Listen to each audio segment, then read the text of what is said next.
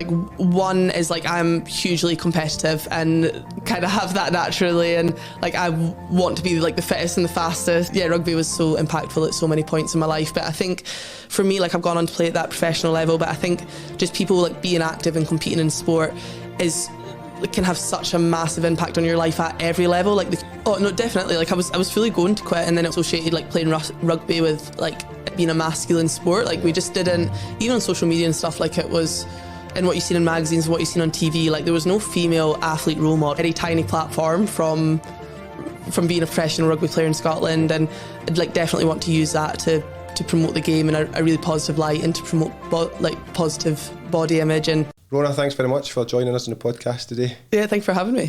We obviously first met each other, or the first time that we met each other was at Murrayfield a few months ago when we were both there for a fundraising night for My Name's Stoddy Foundation. I was lucky enough to get a quick chat with you and things, and along with other international Scottish rugby players as well. It's a charity that we kind of both hold close to our heart in the fight against motor neuron disease, and you were part of the panel up there that was answering questions about your career and different bits and bobs. So that's why I reached out to you, and thanks very much for agreeing to come on the podcast and talk about your career and your life so far. No, thanks for having me. And I think that night in Murrayfield, like I think what you did kind of blew me away with your getting up in Nevis with all that on your back. So no, it's brilliant to come along and chat a little bit more.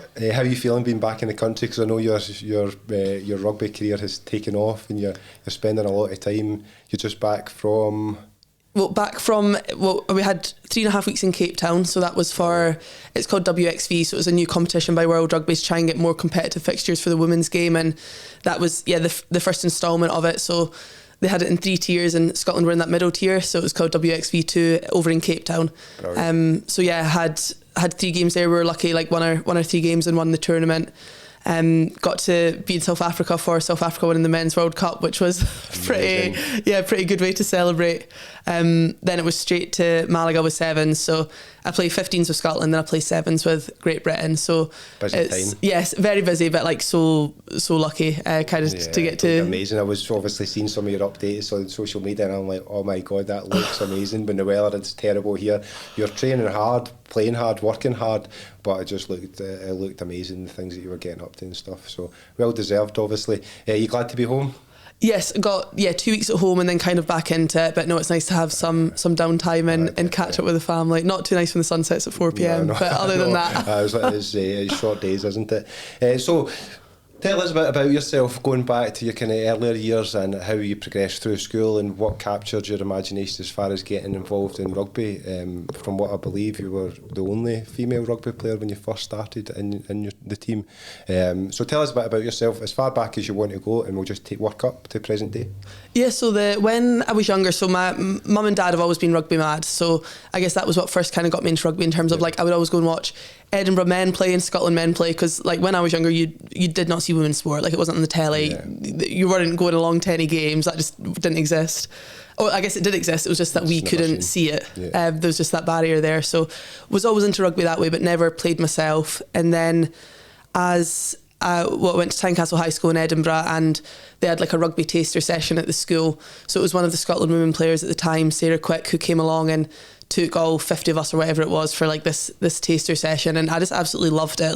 Loved the kind of the contact element of it, like the team element of it. Like I think rugby, you need to be like strong, you need to be fast, you like need to have be passing, kicking. Like it's a sport that really has like there's so many different things that you have to be good at, and that was something I loved about it. And definitely that rugby community, in terms of it doesn't matter if you're big, you're small, like what size you are, there's like a position on the pitch that really needs your attributes, which I think is so unique in a sport. Like you don't really see that in anything else. So yeah, anyway, from that taster session at school, then went along to Murrayfield Wanderers, which was the local team. That was kind of where Sarah Quick had told me to go along. I think she noticed that I was enjoying it a lot more than everyone else.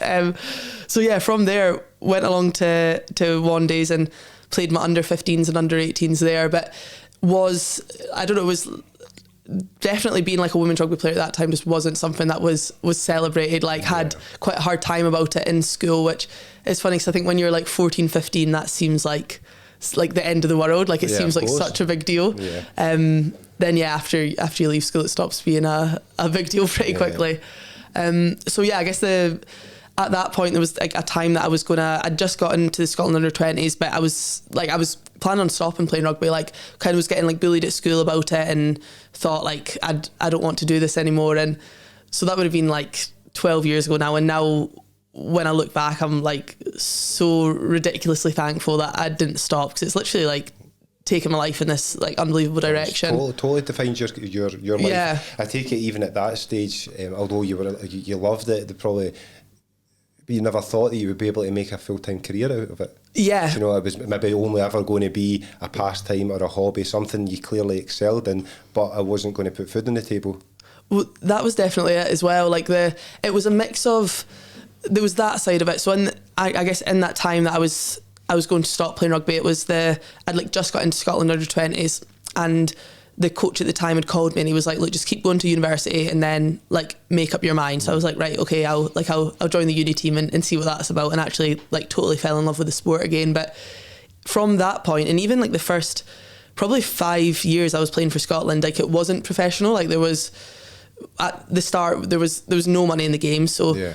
you were training like you were professional, but I was studying, I was working at Sainsbury's. Yeah. Like it was, when I look back at what we used to do, it was crazy. Like there was a time that I would start this, well, this was when I was in Loughborough, I had this job cleaning tennis courts. That's what I did, like on this big go-kart, like going around the tennis courts.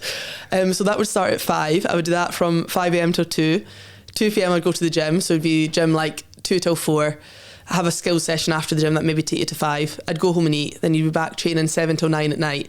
And I would do that like back-to-back days for weeks, and that like it was crazy. Like to think now, I don't know how we ever did that, because I'm very lucky in the past 2 years Scotland women has gone professional. So yeah. Before England women were, France women were, and very recently Scotland, Italy, Wales have all gone professional. Ireland have as well now, and yeah, I've benefited from that, and now I'm doing all the same training as I was before, but instead you're getting your 8 hours sleep and you're eating properly. Yeah, and definitely, and it enables the standard to become even higher, because you can devote yourself to training, looking after yourself. You're not having to worry about your studies, you're not having to worry about getting jobs, umpteen jobs to just like live life. You're getting paid to now be a professional athlete, and obviously Scottish women's rugby will benefit that in the results that they're getting, as opposed to a non-professional team like Scotland once were, going up against a professional England team. There must have been a big gap there in the standard. Yeah, definitely. And I guess it's funny, because at the time it was definitely frustrating. Like there was this feeling of like, how are we going to beat these teams that are professional? Yeah. But actually that had to happen for the rest of the world to catch up. Yeah. Like the Red Roses England team, who were kind of the first team to go professional, like they've been absolute trailblazers in the women's game, and it's thanks to that now we're seeing it for so many other countries, and the gap would just continue to grow and grow, and there would be no competition left. Yeah, if other people didn't follow suit. Absolutely. So no, it's brilliant, and it's just crazy how quickly it's happened. It's almost kind of felt like overnight that we were then, like everybody was quitting their jobs and doing this full time. Yeah. So no, it's been such an exciting time to be part of the women's game. So take us back a little bit. You mentioned that school was a tough time, for you in terms of being bullied for playing rugby. So when you mentioned the taster session at your school, it was for boys and girls. Yeah, so that had everyone involved. Yeah. Were you one of the only, or one of very few that decided girls to take the route to rugby? Is that the case? Yeah, no, from the girls it was just me that went over. Yeah, that's not for me. The taster session, yeah, in some ways I guess it was you got one person involved. Yeah.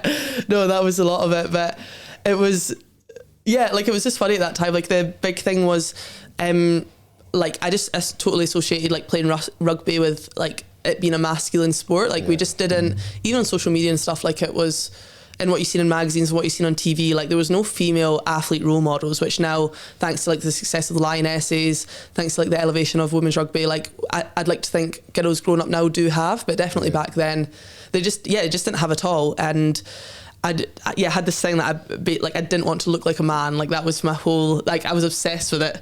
Do you mean in terms of becoming more muscular? Like being, like I just associated like being muscly with being masculine. Like just didn't see that as two different, like two completely separate things. Which obviously now I know it is. So even when I got like my first gym program with Scotland under-20s, I just didn't do it. Like really, yeah, like, and if anybody knows me now, they would know that I would like, never ever miss anything in the gym. Like, that's one of my favourite parts of it. But no, just didn't do it. Like, just had this thing of like, I don't want to look more like a man. And if you see me when I was like 17, 18, like trying to break into the Scotland team, like I was tiny, like I was so skinny. You'd be thinking like, there's no way that I remember can do this. Obviously, I was here at Murrayfield with Natalie, my wife, and it was the first time I'd met you. And I mind Natalie saying, I was like, she was jealous. She was like, look at the strength on her. She is like, she's so fit and so strong. And she was like, that's brilliant for people to see. We've got a 14-year-old daughter, and she's into her sport as well. But like you were then, she's more into hockey, and she's kind of ditched that side of it where she doesn't actually care now about. She's got big strong thighs, big strong legs, and she goes to the gym and stuff now. Good. Whereas a year or two ago she was like, but if I lift weights I'm going to look like a boy. Yeah. Everybody will slag me. I don't care if it's going to make me better at hockey. I don't want to do it, sort of thing. Yeah. And it obviously goes back 10, 14, 12 years ago or whatever, to when you were at school and you were going through the same thing. Yeah, definitely. Like, I think it's something that like so many young girls will go through at that age, kind of that struggle with like body image and what you look like, and especially because at that age, like, you just want to fit in, like, you just want to be liked by boys and girls, and just be accepted. You don't really want to stand out, whereas that maybe comes the older you get. Did it ever get to the point where you were close to just ditching rugby because you couldn't take the bullying anymore? It was just making you kind of too miserable in that way? Oh no, definitely. Like, I was fully going to quit, and then it was just that it was one of my coaches, Eric Jones, who'd called me and was like, kind of stick out till uni and see how you feel. And that was like a big changing point, like leaving high school and going to university. Then I was then like in a multi-sport environment where I was at Edinburgh University, so, and I also, like, I only went to uni because I had a good rugby programme. Right. Like, that was a whole motivation for getting a degree. Yeah. So yeah, even in the gym there was like a multi-sport environment, so we were in with the hockey girls, like the rowers, and I guess that was the first time that I'd been exposed to like lots of different female athletes that were strong. And then even the girls that I was with were like so excited about the gym, and I guess that was when I first realised that actually, like, if getting stronger is going to make me better at rugby, like that's what to do. And now, for the first time that you actually realised that there's more girls out there like me. Yeah, you know, it was not that closed school environment where you were seen as the odd one out. Suddenly you had been, you were opened up to the wider world at our university that's commended for their sporting programmes, and then you were being able to see all these other athletes. You would be able to learn off them, become a role model for some of them as well. Yeah, absolutely. No, that's amazing. But there was, when I was doing some research a couple of days ago, and I should touch on this point because we're talking about body image and stuff, and it was, we'll fast forward a few years to 2020, when it was Ireland team, their shirt sponsors decided they were shirt sponsors, Canterbury, for male and female teams. The male rugby players, they modelled, if you want to call that, their own strip, so the media release all featured the male rugby players, but the female team, they brought in models to wear the Ireland rugby tops as opposed to the female Ireland rugby players. Yeah. How did it, like, where's the logic in that, and how detrimental is that to females out there, that actually you can play it but keep it quiet? We don't really want to see you wearing a rugby top. We'll just bring in models just to make you look a bit more feminine. Yeah, that's it. Like, and I think it's things like that are so, like, it might seem insignificant, but actually it's so impactful on the women's game. Like, we want, like, young girls in Ireland that want to play for Ireland, like, they should be able to see their heroes, like the players that they're aspiring to be wearing their kit. And I think that says all, like, Canterbury, like, they're a rugby brand. For them to not see that would be problematic, like having the male players modelling the male strip and then models modelling the female strip. It's like, we want to be celebrating strong women, we want to be celebrating international athletes. And like, Canterbury apologise, and now they're a brand that are really, really progressive in the women's game. They've just released, Ellie Codan, who plays for England, has a range with Canterbury. She's the first women's rugby player to have their own range with a rugby brand. Okay. So, like, there's massive... They're making up for it. But it was only 3 years ago. Do you know? They're known better now. And fair enough, they've obviously learned from the criticism that they received, but it was pretty inexcusable at the time to have young females that are interested in rugby and want to see their role models, but they actually don't. They see these females models, they're not rugby players. Do you know, it was just, I was so surprised when I seen it, and when I looked at the date, I'm like, that is so maybe like 1990s or something like that, not 3 years ago. Yeah, but I do think in the last 3 years, like there has been a massive change in the women's game. Like, oh, totally. I think women's sport in general has taken a massive leap, and like we were discussing off camera here, obviously this is a new podcast, but we've already had Scotland's top female powerlifter, and her stats are incredible. Like a 235 kilogram squat, I think it's 230 kilogram deadlift, and 112 kilogram bench press. Ali Crawford, who won the CrossFit Games Masters in her age bracket, the only Scottish athlete ever to qualify for the CrossFit Games, and that is just in a small podcast that's 10 weeks old. There's so many strong, fit females out there, and I think that the public perception of women's sport is gradually changing for the better. But do you think there is still like a cultural tendency for females to be praised and criticised based on their appearance as opposed to their thoughts and their actions? I think in sport, I think there's definitely still rugby. I guess we're so lucky, like as we said, in terms of like you need every like shape and size to have a successful team. So rugby is very inclusive that way, but I do think there's a long way to go in terms of like empowering women to be whatever they want to be, and especially with those like gender stereotypes, and that works both ways. Like boys can be like dancing and doing anything that's perceived as feminine, and girls can be like playing rugby and playing football and just not having that stigma attached. And I think it's one that is getting better year on year. Like even we're talking about from 2020 to now, like we're both noticing a massive difference, but there's still so far to go. And that's even now when we're celebrating women's rugby and celebrating the professionalisation of the sport, like that is amazing, but there is the disparity in the men's game is still absolutely massive, and it's kind of been really grateful for the progress we've had, but still recognising that there's so much more that can be done. Like actually a good example that's really recent is when South Africa men winning the World Cup, and Nike had tweeted saying like the first team to win, I think it was 4 World Cups, I'll need to fact check on that, but the first team to win X number of World Cups, and actually the Black Ferns, the New Zealand women's team, have already won 6. Right, so it's that was just, they were only talking about, they were omitting the full female sport. Yeah, so it's just I think things like that happen a lot, and it's just recognising that, and like language is so important in terms of just saying like the first team to win 4 men's World Cups. Like it's not erasing the women's side of the game. More subtle changes maybe need to happen as well, just to make the distinction between actually there's 2 sports to compare. There's two sides of the sport to compare here. Yeah. When we're talking about rugby, the default is we're talking about men's rugby. But there's a whole success of female teams there as well.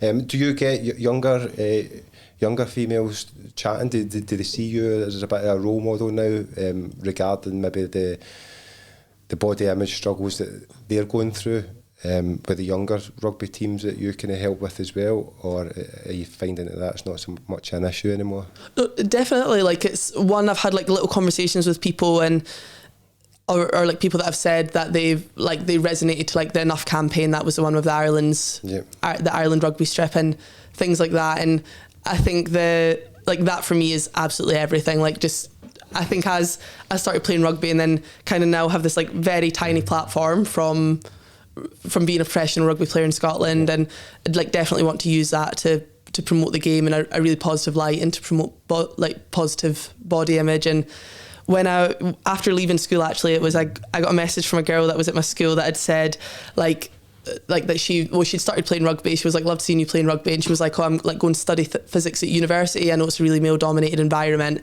And we had a conversation about it, and I was like that me playing rugby can be transferable to somebody who's wanting to study physics. Like I think it's just so you can be so impactful. So me and Sarah Bonner, one of the girls on my team, we have a podcast called Women Who Sport, and kind of the reason for starting that was like we want to really shine a light on women's role models, and as you said with your podcast, like the females in Scotland that you've had in, like that's who people in Scotland should know. Yeah, definitely. And yeah, they still don't. And just take us back to when you were that age. If you had the role model that you and Sarah are now becoming, do you think it would have made your life easier? Like massively, like so much easier. And I think that's just what I lacked looking back, like just having somebody that I could look up to. And even when I got that I remember having a conversation with like a PE teacher when I got that weights program and I didn't want to do it. And I remember them saying like, oh, like, don't worry, like that won't make you look like a man.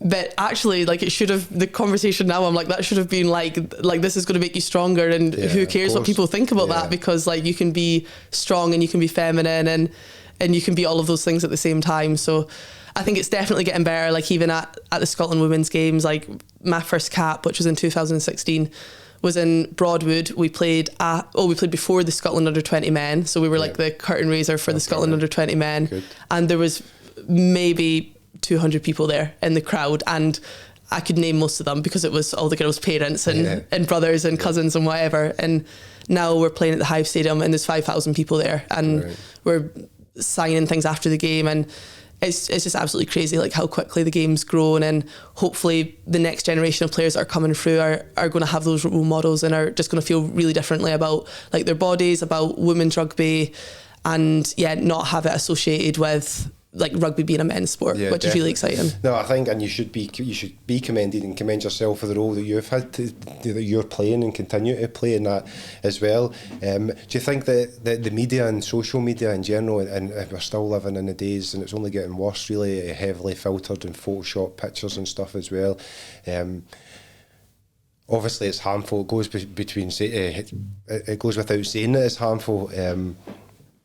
And it's leading to an increase of body dysmorphia and eating disorders and things as well. Do you think that there needs to be more talk at government level to try and bring in restraints on basically photoshopped images that kids and even adults as well, because we all want to look better in some way, that they should be labelled the fact that they're photoshopped, that they've been filtered, that they've been altered, so people when they see it actually realise, I can't look like that even if I wanted to, because it's actually fake. It's computer generated. No one can look like that. Instead of these filtered and photoshopped male and females are nipped and they're tucked everywhere, or their muscles are made to look bigger, or their waists are made to look smaller, or whatever it may be. And I know, having even a 10-year-old boy and a 14-year-old girl, that they see that as achievable, but when in fact it's impossible.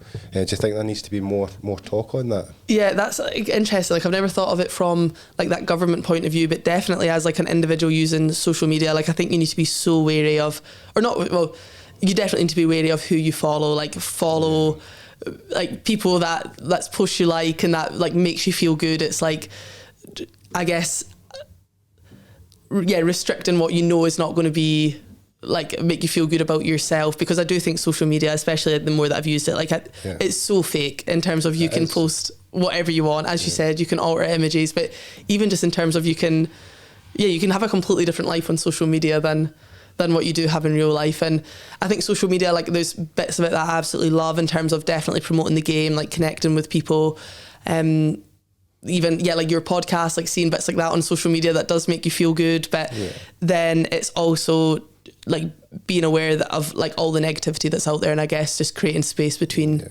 yourself and that. Like I know that like with my social media, like I don't have notifications on and stuff like that, because it's like I don't want to be like kind of seeing that as gratitude and tied to you don't want to be consumed by your social media. It's there as a tool, it's there for connection, it's there to promote what you do, and it's there for you to see what other people are up to that you're interested in, but you don't want it to be like a 24/7 camera that's following your life. Well, that's it. And especially like I don't want, if I've posted something on social media because I liked it, I don't want that to be affected by how many other people like it. Like just trying to do do things for ourselves, I guess. No, totally. It was just, again, I think it's crazy that so eating disorders, body dysmorphia, anorexia and stuff, it takes me back to when I was at school, and one of my good female friends, she was on death's door with anorexia at the age of 14.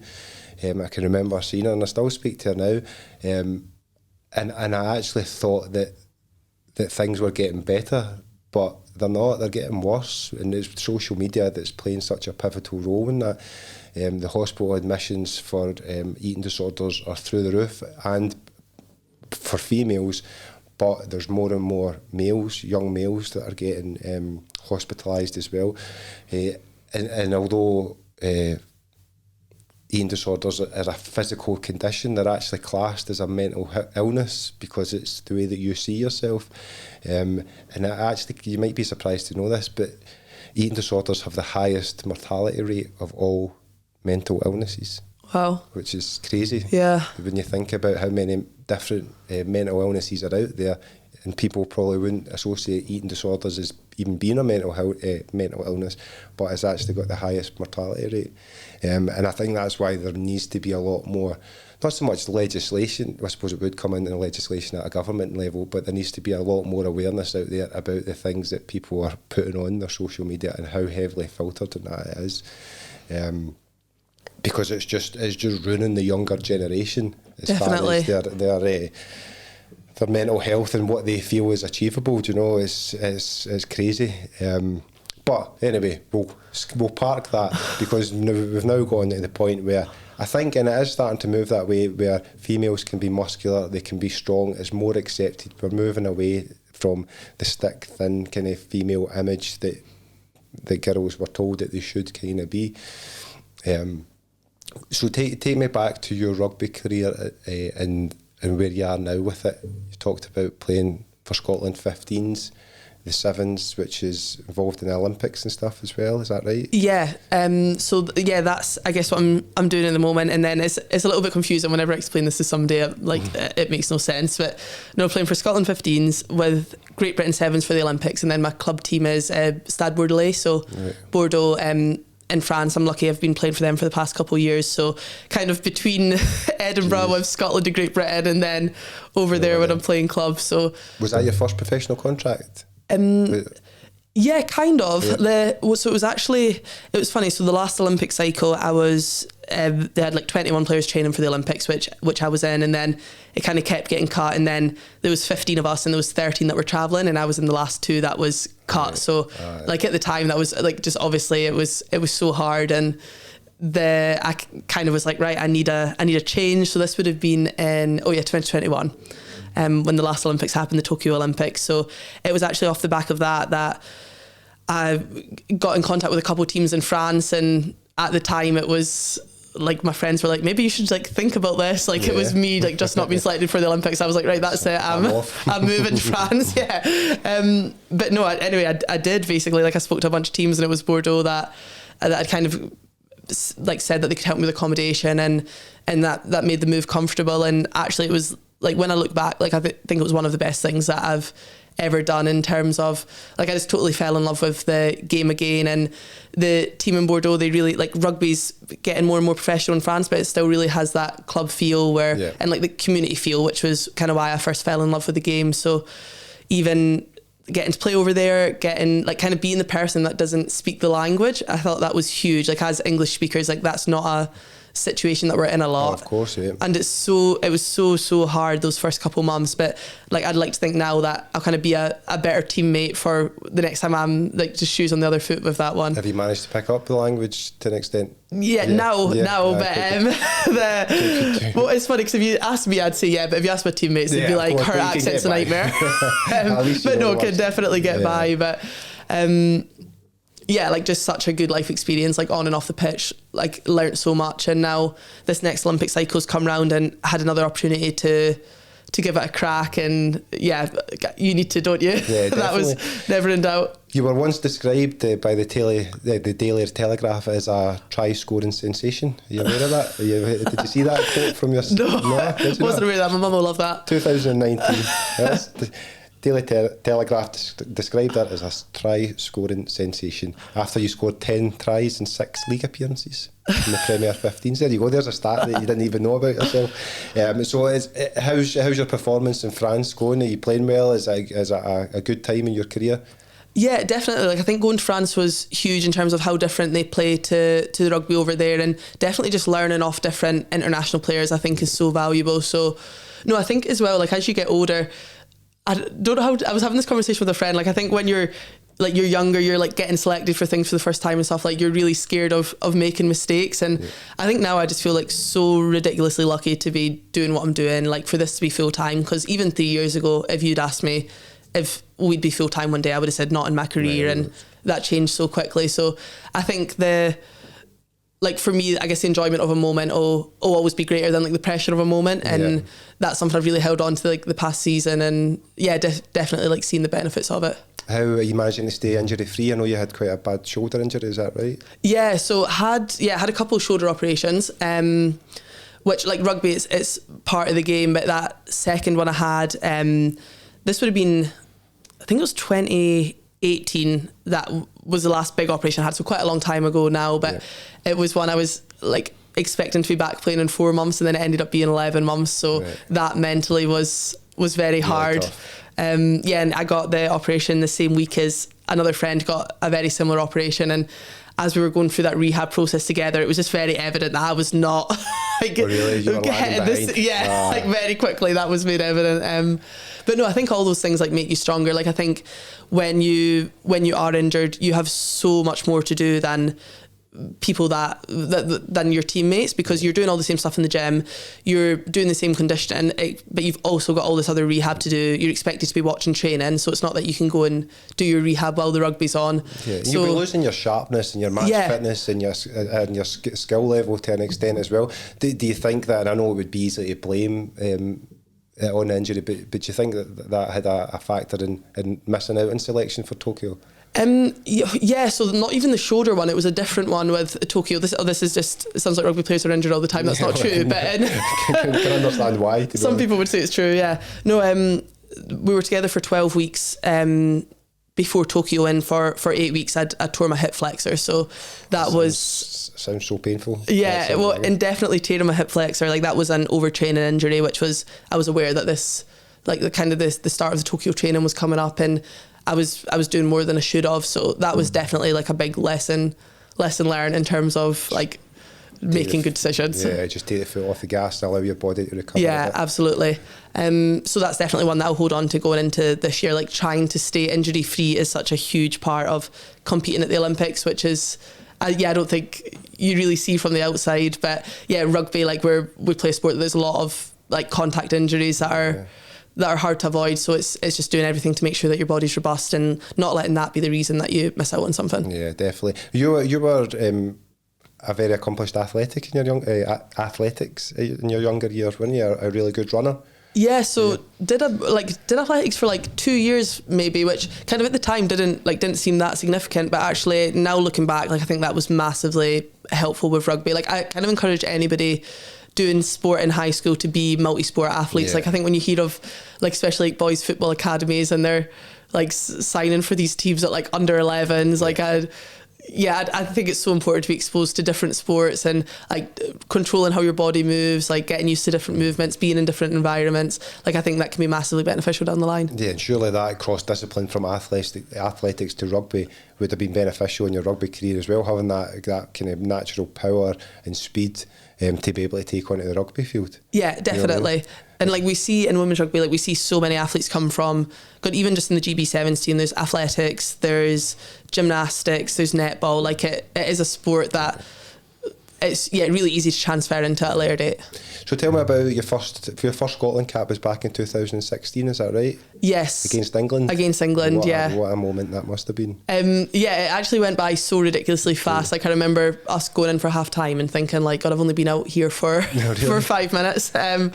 But no, that was huge. It was like I'd been in the training squad, and like you still just don't expect it to come. Like I remember that first email, and you're like looking at you'd get the team sheet emailed to you, so you'd be looking down to try and find your name, and like seeing myself at 11 kind of was like, I still remember that moment because it was. Your mum and dad have been rugby fans as well. They must have been so proud. Sure. Oh yeah, absolutely. And even now all the Scotland all of our parents are on this group chat together, and they meet up to have beers between all the matches, and so it's kind of giving them this whole social life as well. It's such a community, rugby in general, isn't it? Much more so than kind of football and stuff as well. My son is football daft, and I'm just trying to drag him to rugby, and he will not budge.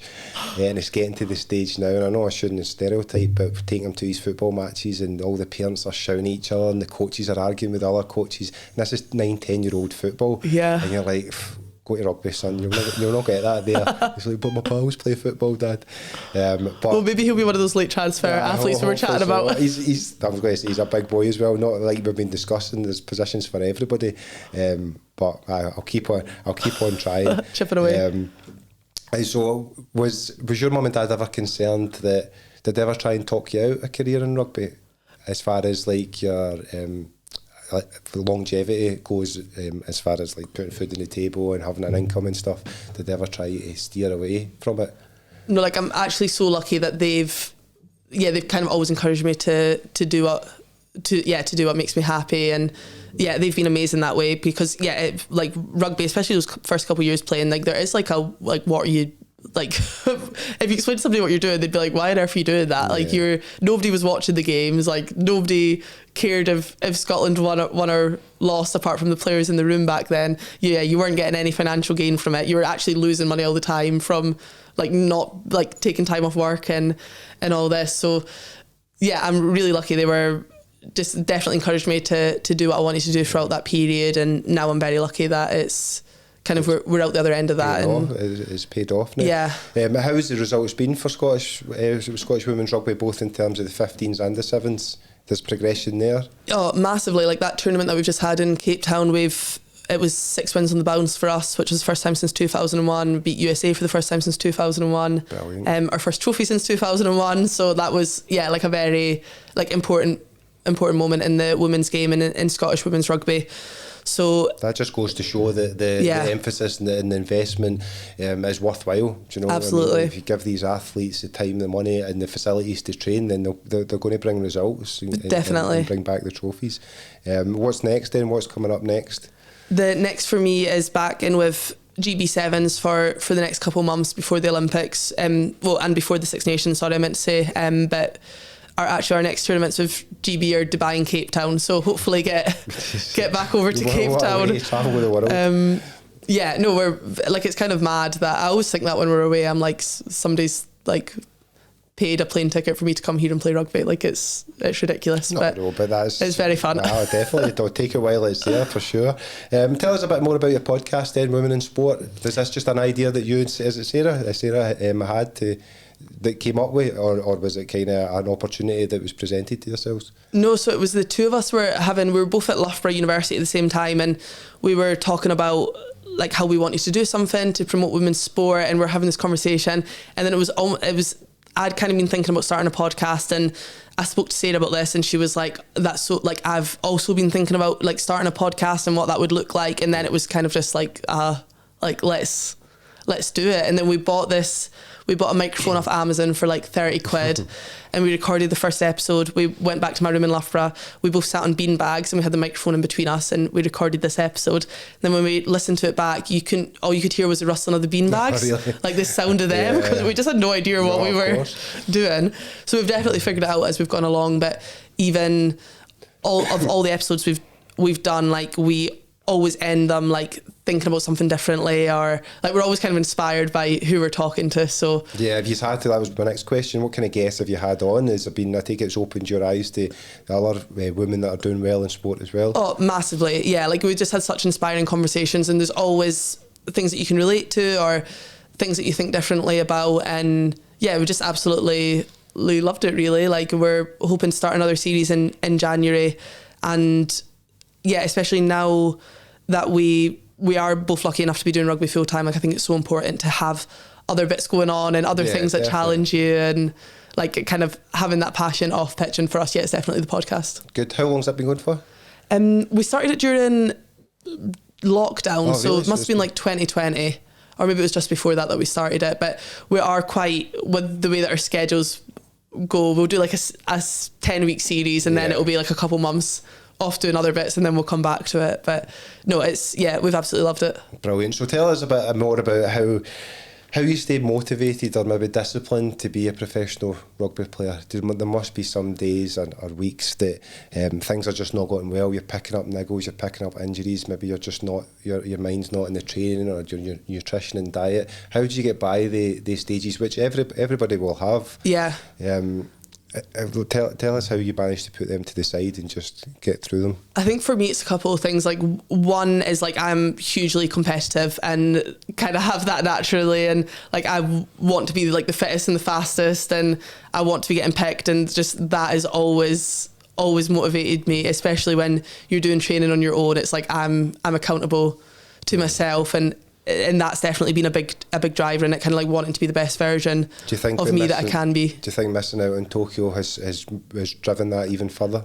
I think the thing that at first drove it actually was when it was kind of going a lot further back, was when I was like 17, 18, Scottish Rugby started something called the Academy, that like all the young female players that were like up and coming were put in this academy, and I didn't get selected for it the first time round, and we had this fitness testing coming up like a couple months later, and I was like, right, I remember thinking like I am gonna like do the best at fitness testing and like beat all these people that were in the academy, and like that was what motivated me then. And I think from that period like just got so disciplined, and actually even like I remember like I'd go into the gym hall after school and I'd be doing like interval sessions, and I'd be doing sessions in the gym and all this, and that's like, I think looking back, like that kept me out of so much trouble. Like that kept me so focused, and at the time it was just basically wanting to beat other people.